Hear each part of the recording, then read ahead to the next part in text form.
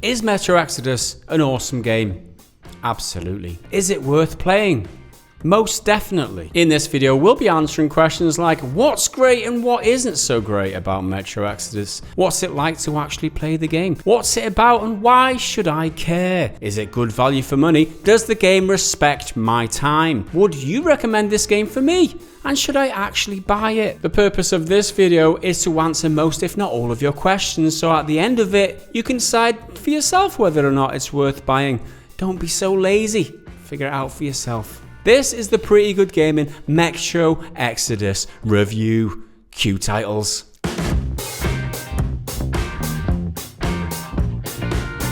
Metro Exodus is simply the best the franchise has ever been. Developers 4A have significantly built on what was great in the previous Metro games, and then some. It's still a narrative-driven, first-person, single-player only game. However, this time the maps have been blown open, literally. No longer do you switch between the tight underground areas of the Moscow metro system to occasionally traverse the cold, inhospitable radiated surface. In Exodus, Artyom and the Spartan Rangers have travelled miles from Moscow aboard their train, the Aurora. Out here, Artyom and the gang have large areas to explore filled with new enemies and environments never before seen in the Metro series. You have the frozen landscape of the Volga, the harsh, arid Caspian Desert, and the lush green forests and rivers of our personal favourite map, the Taiga. It's literally a breath of fresh air for the Metro series without ever losing any of the DNA which makes a Metro game enjoyable.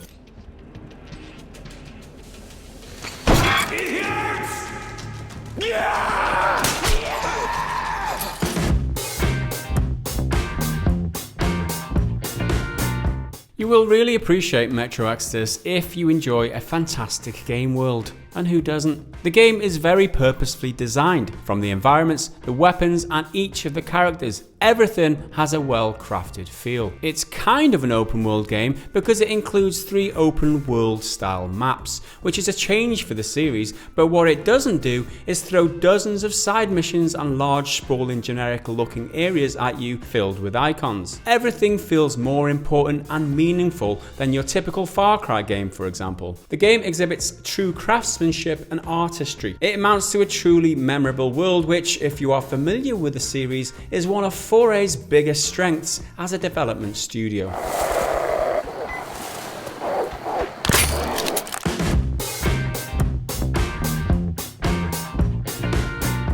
After spending decades hiding inside the underground metro system of a bombed-out Moscow, players take control of Artyom, alongside his Order of Sparta comrades as they venture out into the wider world for the very first time. The characters are a team of soldiers, including Artyom's wife Anna and her father, Colonel Miller. More passengers are picked up along the way and add to the overall family feel of the group. They all bring something different to the table in terms of personality. Tokarev is your weapons expert who builds your workstation and gives you free mods. Alyosha is the cocky ladies' man who scouts with you, and Colonel Miller is your militant leader and stern father-in-law. Some of the voice acting can be questionable at times, with young hot-headed Duke in particular sounding very stereotypical and unnatural. Silantius, on the other hand, sounds chilling as the fear-mongering cult leader in Volga, screaming his misguided beliefs in coarse, throaty shrieks. Artyom himself, for the most part, is a silent protagonist, only speaking in loading screens to deliver exposition. Silent protagonists are not always ideal because it often means that all of the dialogue, and therefore much of the exposition, is provided by other characters and it can be hard to connect with the protagonist. However, this, along with the game being entirely in first person including cutscenes,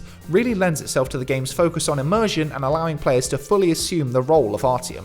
You are Artyom. His diary is the main method by which players gain insight to his thoughts on what's happening around him. When series fans first met him in 2033, he was just a young resident of the exhibition station in Metro. Through the events of the first 2 games, he has grown into a more than capable soldier, but also a leader, teaching his comrades that what they are doing or what they believe is not always the truth or morally right.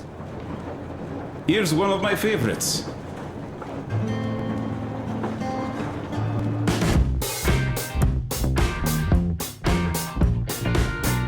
Short answer, yes.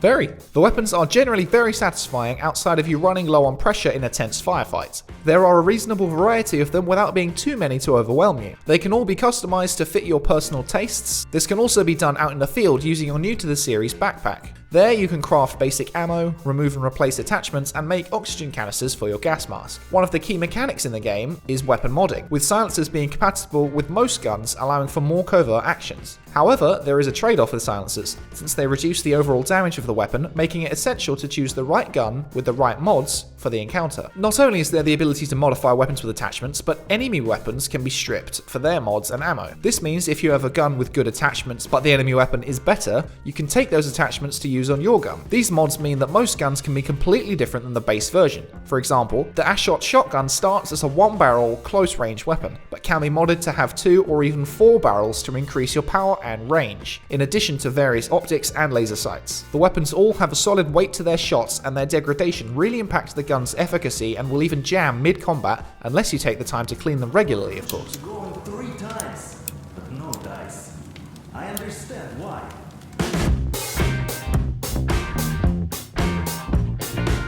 Well, there are 2 categories of enemy: humans and non-human. Human enemies and their AI is honestly a mixed bag, although on balance they come out on the positive side. For instance, once you've been seen by a human enemy, they will shout your location to the others, so if you move position, they will still be looking for you elsewhere.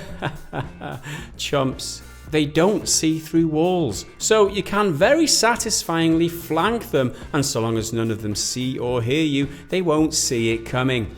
This is all very fun. Another positive is that sometimes you don't outright kill an enemy, but still issue a critical hit. They will then crawl off into cover, cry about needing help like the pathetic swines they are, and then proceed to bleed to death right in front of you. And as you can imagine, that's all very satisfying. If you're not seen or heard by the enemy as you're systematically obliterating their comrades, they may just throw their hands up in the air and nope right out of the fight. I've had up to half a dozen enemies realizing that I must share DNA with a predator or something and just submit themselves to my bidding. Of course, I almost always kill the pathetic fools, but that doesn't mean to say that I didn't appreciate how polite they were being. The trade-off is that they act a bit dumb when in a firefight. They repeat the cover and shoot animations almost on a loop, which makes them pretty predictable, only occasionally switching to new cover. They're also far too easy to run up to and perform a melee attack, even when you're running out right in front of them. But I did play on normal mode, so maybe I should have upped the difficulty. After all, I am a predator. The other enemy types, such as the mutants, the spiders, and the other non-human enemies, are generally really good. From roaming packs of wolves in the Tiger map, the Watchmen in the Volga, and those stupid son of a bitch underground spiders. When it comes to non-human enemies, there is a decent variety, which all represent interesting challenges, certainly enough to keep you entertained.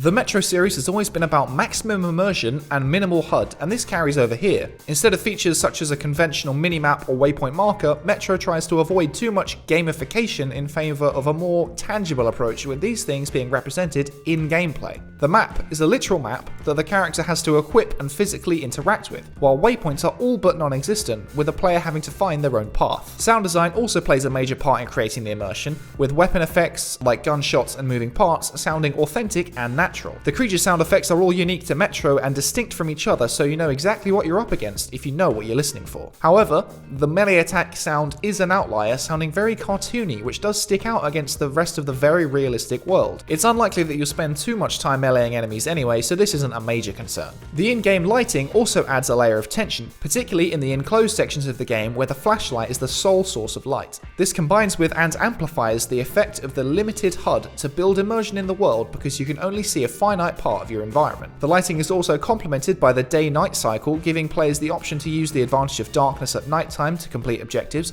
while the daylight filtering through the trees and destroyed buildings creates a cinematic vibe. These peaceful moments of daylight resonate thematically with the character's journey to reach a brighter future, paralleled by the cloak and dagger atmosphere of a stealthy nighttime operation.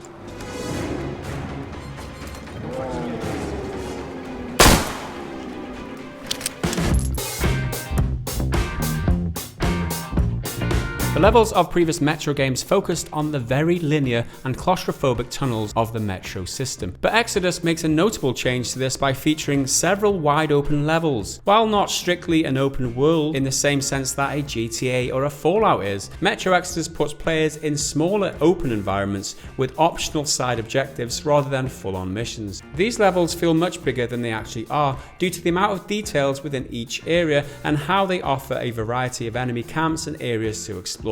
This openness allows for more creativity when it comes to encounters, giving the player more variety than just stealth or combat, and allows for more options and tactical planning. This is not too dissimilar to Metal Gear Solid 5's approach. Players can go in guns blazing with a frontal assault during the day, or sneak around the back with stealth at night, or even to completely wipe out the area before being taken there with a mission. My friends have. There's some shit going on in this house. Unfortunately, Metro is not free of its fair share of glitches. Most are ultimately benign graphical issues, such as the occasional infrequent texture pop-in or dead bodies jerking around, while others can be frustrating, such as bizarre, unnatural enemy behaviours and confused spawning. The AI of the enemy does what it needs to, but doesn't really break new ground in any significant way. This means that stealth still remains very fun, albeit without some of the stronger depth found in other titles. Frame rate issues weren't uncommon either, but certainly weren't too severe or long-standing.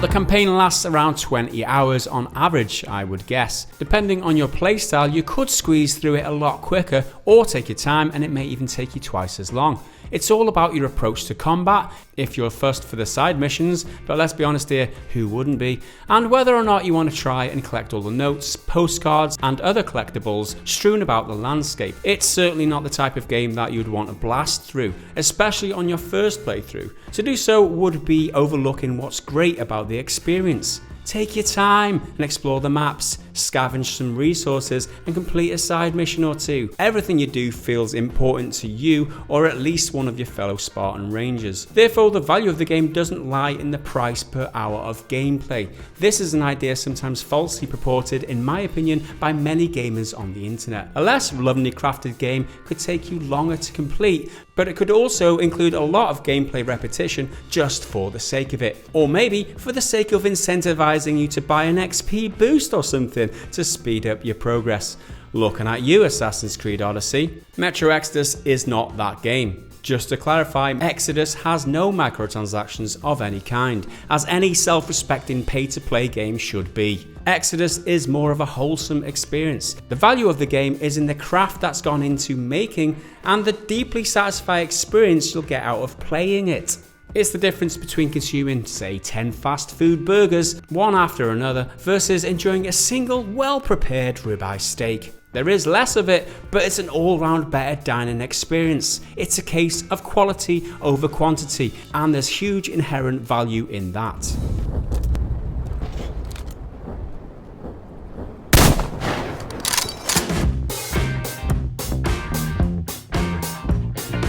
No, not really. The game and story are pretty much self-contained, and the game does a fantastic job of integrating a tutorial into the early gameplay. It does this so well, you'll hardly notice you're learning the controls and how to use your equipment as you're progressing through the story. However, playing the previous games would help get a feel for the world and its atmosphere. Many of the mechanics, weapons, and enemies are the same, so familiarity with these would lower the barrier for entry. But newcomers can definitely enjoy themselves once they've got to grips with the realism. The backstory can be picked up from in-game notes and Artyom's diary, as well as what the other characters tell you.